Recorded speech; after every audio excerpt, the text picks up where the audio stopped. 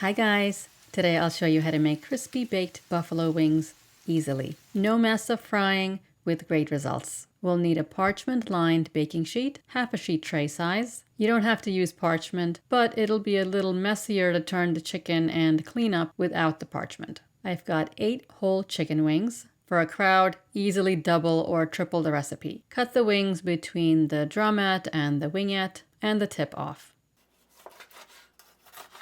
Save the tips for making chicken stock. Pat the wings dry with paper towels.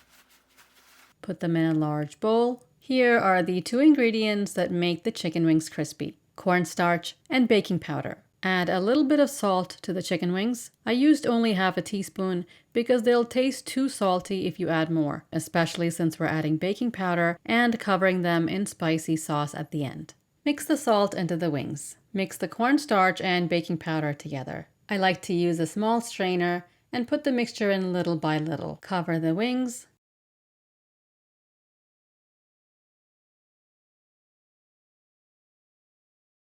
Turn them over. And continue to sprinkle the mixture all over.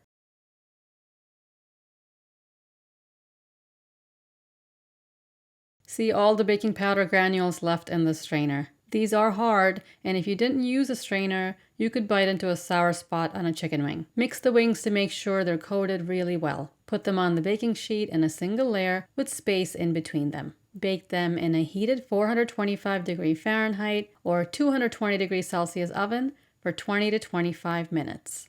Mine are big wings, so I baked for 25 minutes. Turn each wing over.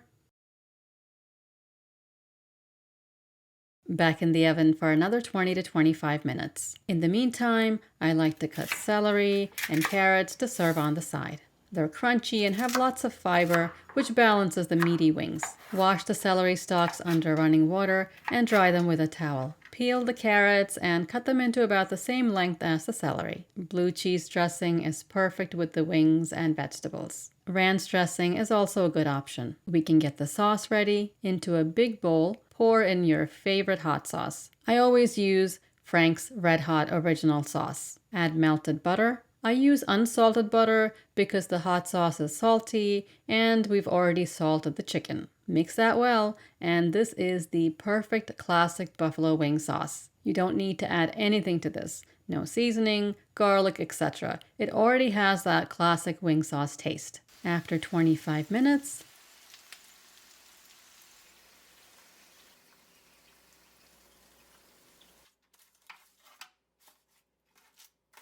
see how crispy the skin is. It's like a crispy glass sheet on top of the wings. Put the wings in the sauce.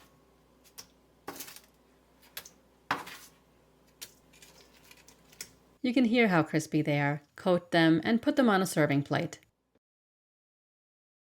Serve these right after you coat them so they don't sit in the sauce and get soggy. These are not wings that you coat in the sauce and put back in the oven to form a crust. They already have a crust and don't need that extra step. Basically, don't mess with these. Keep it simple, and that tastes the best. How classic buffalo wings should taste. The carrots and celery look good served in short glasses. They're easy to pick out. These wings are so addictive. They are messy, but irresistible. Definitely make these and let me know how you like them. I'll see you next time. Thanks for watching.